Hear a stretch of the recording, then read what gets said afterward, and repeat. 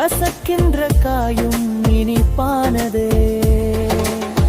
அழகான சிற்றோடை நீ அணைகின்ற சிற்றாடை, உன் விசையாலே மின்சாரம் எடுக்காதோ காற்றாலை.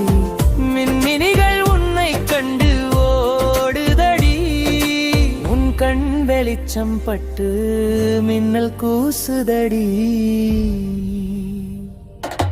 புத்தம் புது பூக்கள் உன்னை சந்தித்து